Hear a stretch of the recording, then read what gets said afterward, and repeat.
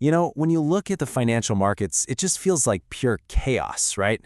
But for decades, some of the smartest people in the world believed there was a perfect, elegant model to explain it all. Today, we're going to dig into that model and find out why it's actually pretty dangerously flawed. Okay, just take a look at this. This is the Netflix stock price during the pandemic. I mean, it is all over the place. Super jagged, totally unpredictable. How in the world could you possibly model something like this? Find a pattern in all that noise. But that's the billion-dollar question, isn't it?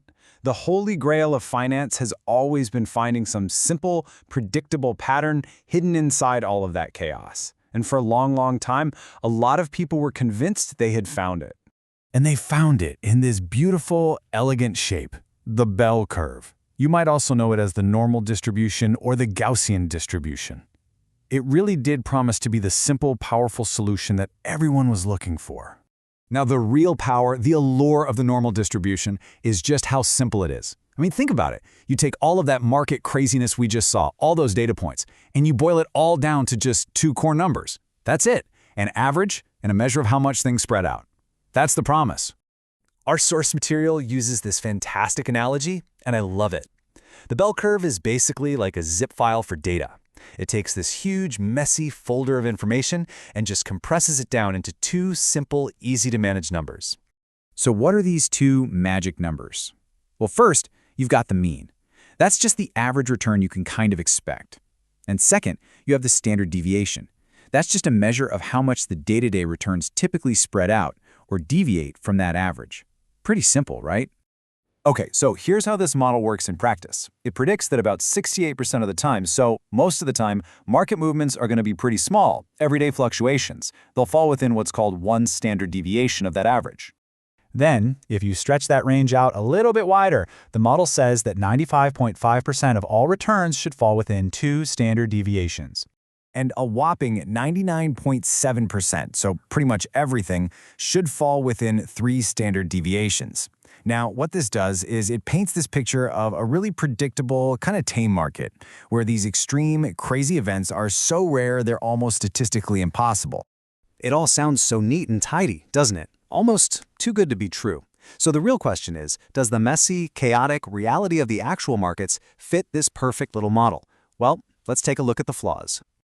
All right, the first major crack in this model shows up when we talk about symmetry. See, the bell curve is perfectly balanced. It's a mirror image.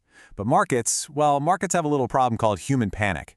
The model just assumes that a huge up day is just as likely as a huge down day. But that is not how people work. We're not robots. Behavioral finance shows us that we are hardwired to react way more strongly to pain, like watching the market crash, than we do to pleasure. And this creates these sudden, sharp sell-offs, days of pure panic. And those panic days just aren't matched on the upside by days of pure euphoria. Finance isn't physics. It's driven by messy human emotion. Now, the second flaw. This one's a little more subtle, but it might be even more important. It has to be with something the experts call fat tails. And it basically blows up the model's assumption that volatility is a constant thing. So let's just ask a really direct question. Is that standard deviation, that measure of how much prices swing around, is it the same on a quiet Tuesday in August as it is in the middle of a global financial crisis? I mean, of course not. It's not even close.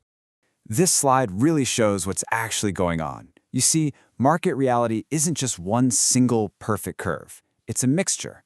You've got your calm periods, which are represented by that tall, skinny blue curve, but then you have your really volatile periods, like that wide, flat gold one. When you combine them, you get the green curve. That's what really happens. And notice two things. It's got a much sharper peak, and it's got much fatter tails on the ends. This phenomenon is called fat tails. And what do fat tails really mean? In plain English, it means those extreme events, the huge crashes and the wild rallies. They happen way more often than that perfect bell curve would ever have you believe. The key insight here, the phrase to remember, is the volatility of volatility. Risk isn't some constant, stable number you can just plug into a formula. It's dynamic. It spikes and it falls. And that simple bell curve model, it completely, totally misses this crucial fact. So what do we got? We've got this beautiful, elegant model that completely fails to account for human panic and the fact that risk itself is always changing. So why does this matter? Well, it matters because ignoring these flaws can be incredibly dangerous for your money. Here's the bottom line. Blindly trusting a simple model like this creates a dangerous, false sense of security. It makes you think that a black swan event, one of those market shocks, is a 1 in a million statistical impossibility. But in reality, those fat tails are telling us that those events are lurking just around the corner, far more common than the model admits. Now, the good news is, we're not totally flying blind here. Statisticians and quants have developed much better tools. There are more robust models, like the student's t-distribution, for example, that are specifically designed to handle these fat tails. And as you can see, they do a much better job of modeling the messy reality of financial data. So we are left with this really crucial lesson. The bell curve is elegant, it's simple, but reality is messy. It's a powerful reminder that all models are flawed, but some are more dangerous than others.